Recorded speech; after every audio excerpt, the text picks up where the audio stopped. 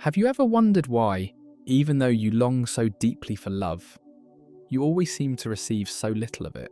It's not because you don't deserve it, nor because you lack beauty, effort, or devotion. There's something deeper, something that escapes the eye, and reveals itself in the silence of our emotional history. It's almost as if we're all trapped in an invisible dance, choreographed by memories we don't always remember, by emotional patterns inherited from childhood that shape what we accept as love. And the truth is, maybe you've never experienced true love, not because it doesn't exist in the world, but because you've never seen it reflected in yourself. Carl Jung said that what we do not face in the unconscious manifests in our lives as fate. And it is precisely in this space, between what we feel and what we never knew how to name, that today's journey begins. There's something almost no one notices about how little they accept, about what they call love, but that perhaps never was. And that's why this video is not just an explanation. It's an invitation. A deep dive into the unconscious of every relationship, every longing disguised as passion, every absence that was mistaken for affection. Today we'll go through layers you may have never touched, but that have always been there, waiting to be seen, waiting to be set free. Until you make the unconscious conscious, it will direct your life and you will call it fate. Carl Jung. From a young age, we learn to call crumbs a feast. Not by choice, but from lack of alternative. Low emotional reference is not a personal failure. It's a silent inheritance. We grow up witnessing fragile relationships, scarce love, conditional bonds, and without realizing it, we come to believe that this is all love can offer. It's as if our heart has learned to settle for little, because it has never seen what much looks like. Imagine a child who has never tasted a strawberry trying to describe its flavour. How could they know what they're missing? That's what affection is like for someone who never had a solid, emotional foundation. The pattern isn't seen as dysfunctional. It's simply the norm. And that's why what hurts is not avoided. It's sought after, as if it were familiar. Here lies the paradox. We long for full love, but unconsciously repeat the fragmented affection we've known. We seek affection where there's only absence. We try to save what was never whole. And by doing so, we end up reinforcing the same pain we so deeply want to overcome. After all, how can we expect emotional abundance when our unconscious was shaped by scarcity? The emotional patterns we carry didn't come from nowhere. They were inscribed in us in those first glances, the first absences, the first silences. They were taught without words through gestures, distances, and lack. The child learns that affection comes with effort, with worthiness. That being loved requires sacrifice. And this script is repeated, adult after adult, relationship after relationship. But there is one detail that changes everything. The meeting of two personalities is like the contact of two chemical substances. If there is any reaction, both are transformed. Carl Jung. What few people understand is that low emotional reference doesn't only manifest in pain. It hides, subtly, in what we accept as enough. We don't settle for less out of resignation, but out of lack of experience with more. How can we recognize the wholeness of love if we've never been exposed to it? How can we trust genuine affection if all we've ever known was neediness disguised as care? When we receive more than we're used to, something inside us resists. The mind becomes suspicious, the heart withdraws, and what should feel like abundance turns into a threat. The person who offers us presence seems too intense. The one who cares feels suspicious. The one who stays scares us. Because our emotional system was trained to survive in scarcity. not to flourish in abundance. And that's why so many people sabotage healthy relationships. Not because they don't want love, but because they don't know what to do with it. Full affection requires an internal reconfiguration, a new emotional dictionary, a complete relearning. And this process is as challenging as it is necessary, because until we do it, we continue accepting the minimum as if it were the maximum. This leads us to something even deeper. Nothing has a stronger psychological influence on children than the unlived life of the parent. Carl Jung. Have you ever stopped to think about how many times you've mistaken intensity for love, or presence for obligation? There's an invisible line between what we were taught to accept and what we actually deserve. And that line is often drawn by the experiences we never had. Because when you've never tasted the maximum, any crumb feels like a feast. Accepting less stops being a choice when it's all you've ever known. And the cruelest part is that this silent acceptance is often mistaken for maturity, patience, or even strength. When in reality, it's just adaptation. Adaptation to inherited emotional patterns. Repeated, normalized. Scarce love dresses itself as care, disguises as partnership, presents itself as stability. And because we've never had another model, we believe it. We believe that love is always expecting more than we receive. That affection has an expiration date, conditions, and a price. That reciprocity is a luxury. But it's not. It only seems that way because the reference is low and the comparison non-existent. And there's an even more delicate point. When someone tries to offer more, that more can feel overwhelming. It's like turning on a bright light in eyes that have lived in the shadows. It's uncomfortable. It's confusing. It hurts. Because abundant affection requires openness. But the wounded soul has learned to protect itself from excess, not from lack. The sense of worthiness in this context is almost non-existent. It's not just about self-esteem. It's about emotional configuration. The heart has grown used to begging for love. And now it's terrified by the possibility of receiving it fully. And it's here that so many people sabotage, pull away, shut down. Not out of lack of desire, but out of an inability to hold something they never learned to receive. Childhood taught us that love comes with struggle, that affection is a currency of exchange. We grew up hearing phrases like, "You need to behave so they'll love you. You have to earn it." And this distorted idea of worthiness became a filter through which all relationships are evaluated. If it's easy, it's not love. If it's light, it's not deep. If it doesn't hurt, it's not real. It's a silent, deeply rooted, dangerous emotional addiction.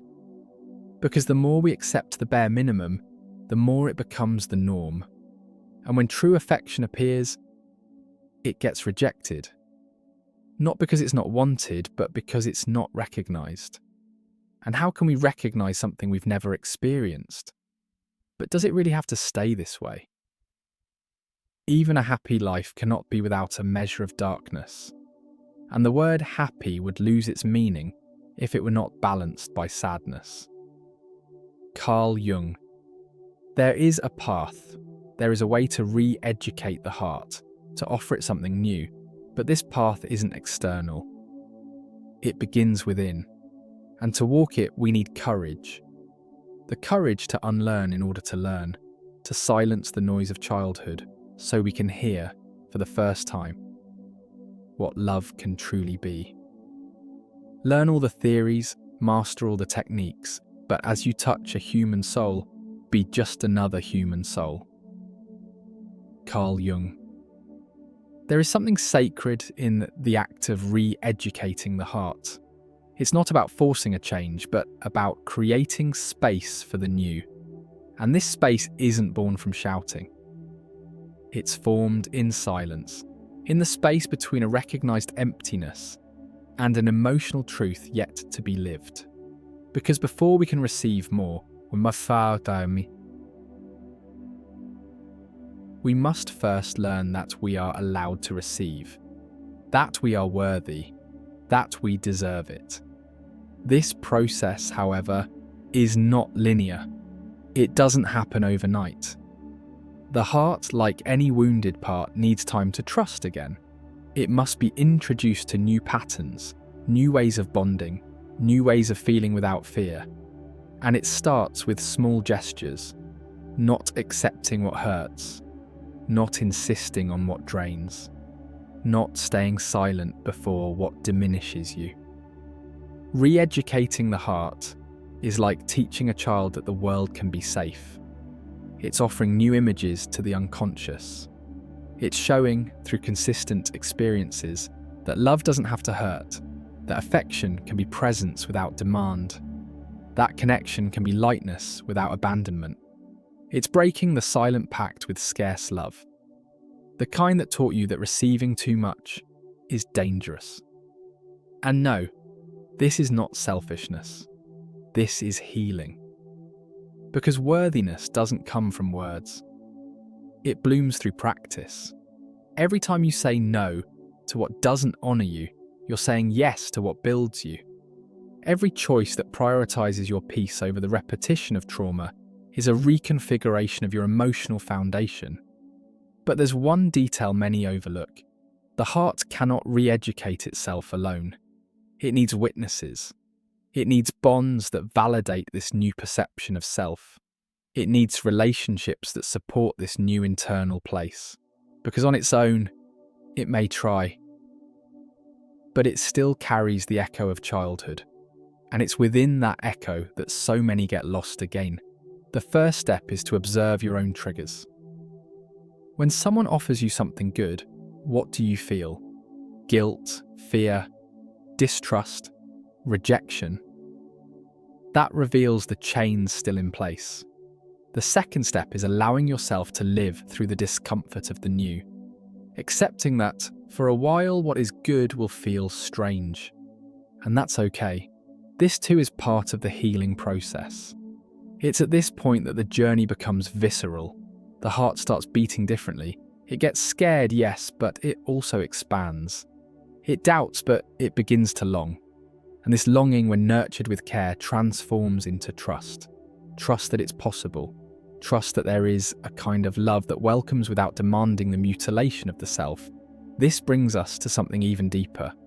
One does not become enlightened by imagining figures of light, but by making the darkness conscious. Carl Jung. Breaking away from the inherited less is like shattering an invisible curse. It's challenging the codes that silently shaped your way of loving, of accepting, of staying. Because scarce love wasn't just something you experienced. It was taught, repeated, even revered. And when something is taught like that, it doesn't seem dysfunctional. It feels like fate. But fate is not a prison. It's simply the unconscious path, until you decide to see it. And in that moment, everything begins to change. Breaking away doesn't mean cutting ties with the past. It means rewriting the narrative. It's looking back and with courage, saying, "This no longer serves me." And by doing that, something subtle happens. You begin to step out of the script of abandonment and into the realm of conscious choice. This process involves pain. Not the pain of love, but the pain of transformation. Because there is comfort in repetition, even when it hurts. There's safety in the familiar, even when it belittles you. And breaking away from that is, in a way, letting go of an identity. The identity of someone who loves too much and receives too little. Someone who grew used to emotional emptiness and called it home. It's like dismantling a house built with the bricks of childhood. A house that taught you that love has limits, that affection comes with punishment, that presence has an expiration date. And in its place, building something new, something you may have never seen before, but can feel exists, even without a name.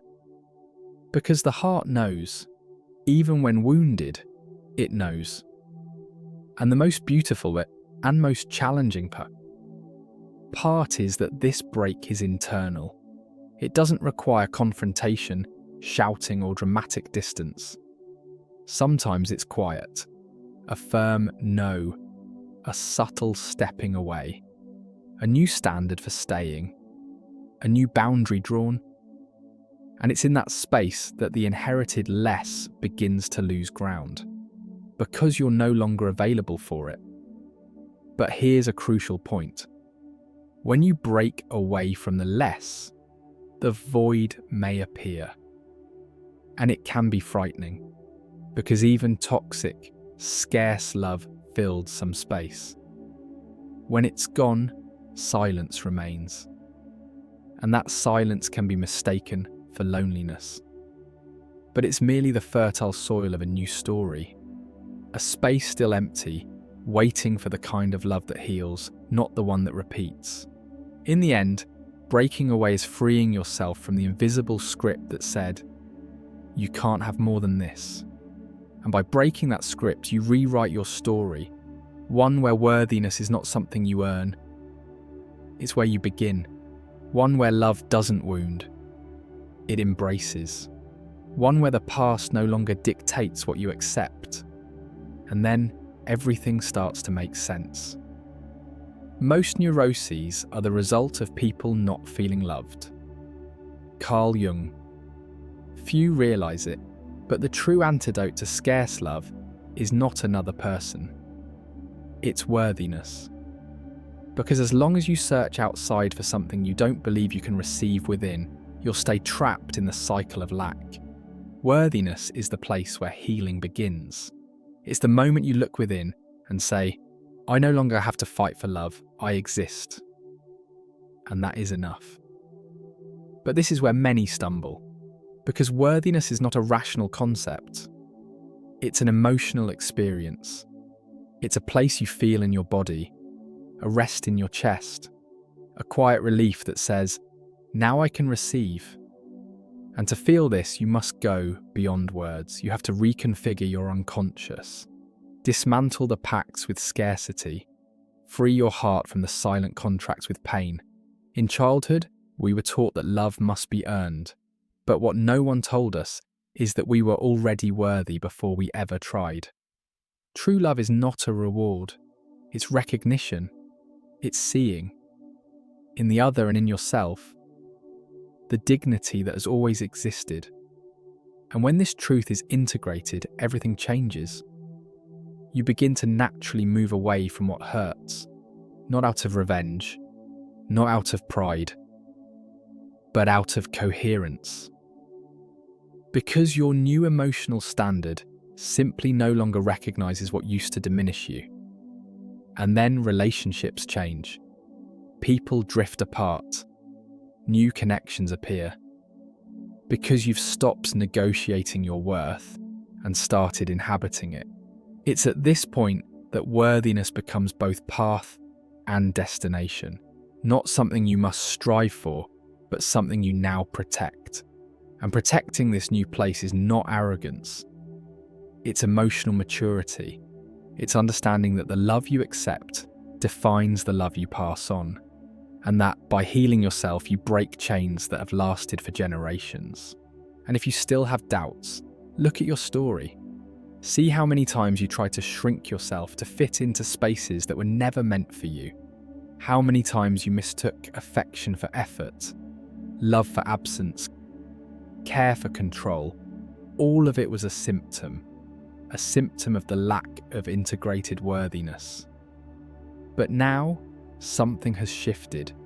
You're no longer in the same place. Something inside you has awakened.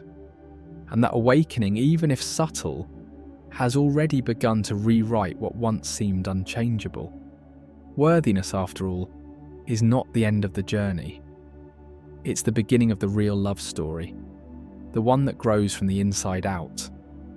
The one that is sustained not by pain but by awareness.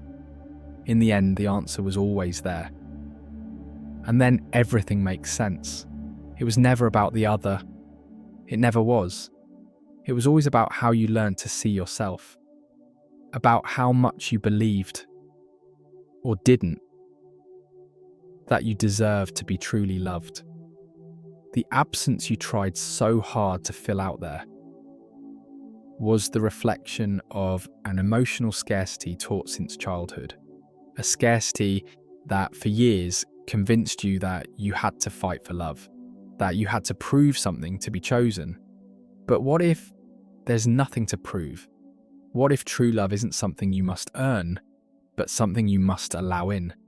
What if the key was never in the other, but in how willing you were to break your unconscious pacts with pain? The worthiness pattern you carry wasn't built by you, but now it can be dismantled because there's something you may have never noticed. The heart that today feels it's not enough is the same heart that survived every moment it was rejected, ignored, or conditioned. And still it's here, beating, waiting, believing. There is no greater strength than that.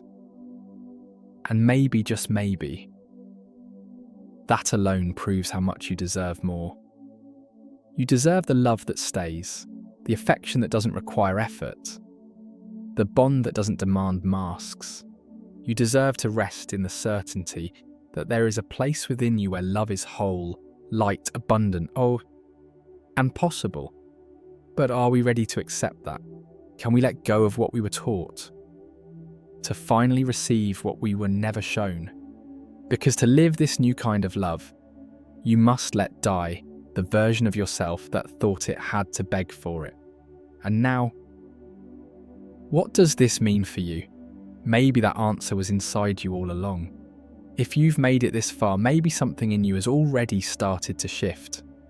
Maybe now you can look back and realise that accepting less was never a sign of weakness. It was the reflection of a story poorly told about what love is, about what worthiness means. But today, that story has started to be rewritten. You no longer need to repeat the emotional patterns of childhood. You don't have to accept relationships that feed your emptiness. Affection shouldn't be a battle to win. It should be a space where your existence can simply rest. Everything you need to experience true love already exists within you. What was missing was the permission to receive it. Now is the time to take the first step. Start applying these insights today, and then tell me in the comments how the experience was for you. Which of these reflections resonated most with you? Or what part of your story do you feel ready to heal? Your sharing might light the path for someone else. And if you want to dive even deeper into this journey, I recommend watching the video above. It complements everything we talked about today and can open even more doors in your emotional healing process. I'll see you in the next video.